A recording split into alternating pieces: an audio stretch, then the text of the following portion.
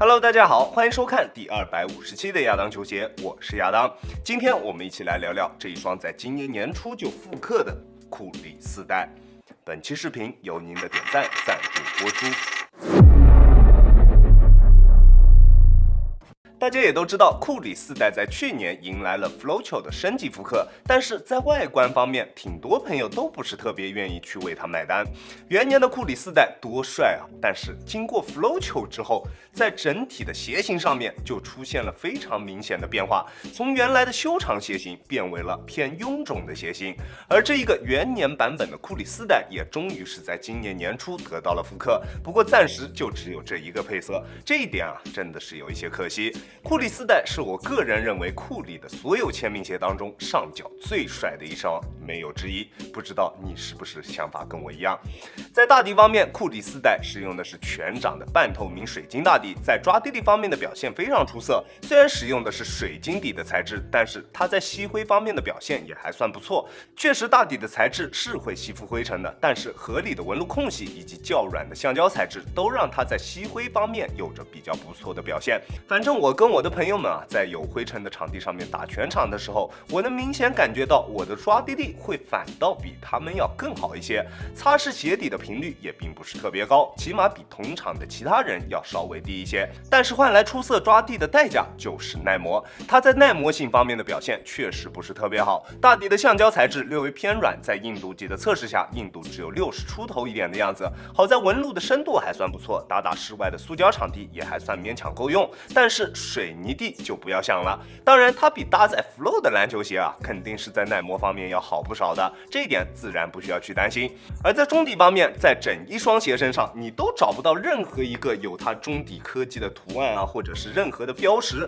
难道啊？这一双鞋啥都没有给吗？不过对于那个时期的 UA 来说啊，不管是给还是不给，其实都没有太大的区别，在缓震方面的表现都不会有太大的出入。穿上这一双鞋之后，最明显的感觉就是它的中底重心真的非常低，非常贴地，场地感表现非常出色。再加上它偏硬的中底缓震材料，让它在反应性方面同样有着10分8群的表现。在突破的过程中，脚底下的感觉非常直接，完全就是一种直给的感觉，就像脚直接蹬在地上一样。并且它在中底的过渡方面表现也十分不错，前后掌的过渡流畅，不会有任何的断层感。跑动时脚底下的滚动感也很棒，而且它的中底龙骨落差控制的也比较合适，完全没有那种前高后低或者是前低后高的感觉。不管是习惯使用前掌跑动还是全掌跑动，跑动时的感觉都是非常不错的。而想要得到出色的反应性以及场地感的代价，就是要放弃掉它的缓震。穿这一双鞋打球，即使是在正常的实战过程中，你也能明显感觉到它中底缓震上面的不足。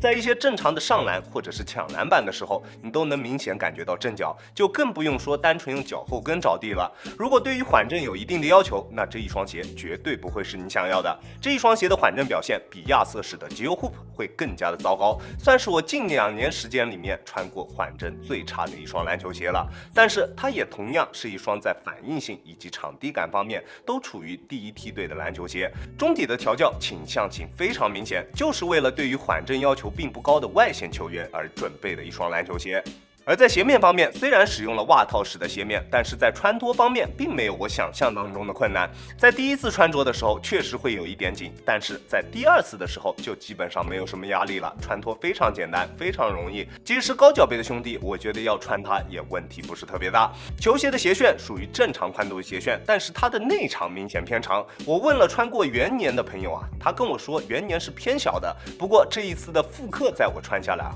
肯定是偏大的。我平时都是穿42.5，这一双鞋我选择42.5，即使是穿比较厚的袜子，它也依旧会有一点点偏长。那如果你想要买这一双鞋，我建议你还是选小半码，当然宽脚的兄弟可能可以按照正常尺码购买。虽然它的尺码偏大，但是穿它在实战的过程中，它的整体锁定表现并没有太大的问题。在急停急起的时候，完全不会有顶脚趾或者是掉跟的现象出现。不过在变向或者是侧向蹬地的时候，脚在鞋内还是会出现比较明显的位移。当然这一点我觉得可能是尺码方面的问题，我的尺码选的有点偏大了。如果选择正确的尺码，应该就不会出现这样的问题了。它的整体包裹还是比较舒适的，它的鞋面材质除了编织的袜套材质之外，就就是类皮质的材质了，而且这一双鞋身上搭载的这个类皮质材质是偏软的，在弯折的时候完全不会有硌脚的感觉出现，整体的包裹出色且舒适，并且在鞋面的支撑方面表现也十分不错。它所搭载的类皮质材质虽然硬度不高，但是延展性是比较低的，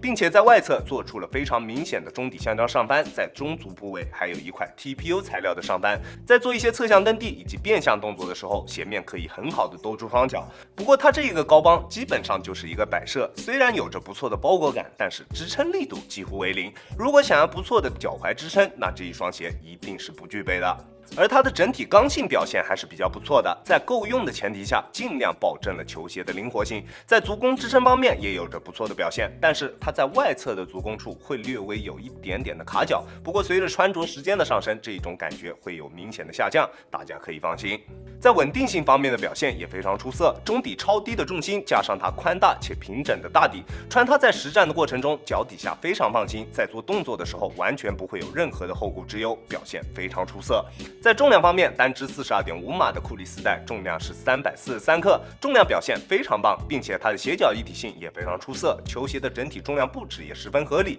穿在脚上的体感重量真的非常轻质。这一双鞋，亚当球鞋主观评级 A 减。作为一双后卫鞋，它的重量轻质，场地感出色，反应性一流。除了缓震表现方面略微差了那么点意思，在其他各方面的表现都是完全没有问题的。如果你对于缓震没有什么要求，但是想要出色的场地感以及反应性，那这一双鞋确实是一个不错的选择。但是如果你不是库里的粉丝，或者不是那么在乎球鞋的外观，我觉得亚瑟士的 Geo Hoop 会是更好的选择。更低的价格，更好的抓地力，甚至在缓震这一个方面 ，Geo Hoop 也会有更为出色的表现。在实战方面，它跟 Geo Hoop 真的没有什么可比性。我个人觉得这两个鞋款定位几乎完全相同，但是 Geo Hoop 却几乎在所有的方面都要比这双鞋有着更为出色的实战体验。但是我觉得库里丝带的外观绝对是它的一大优势，亚瑟士的外观嘛，就非常普通，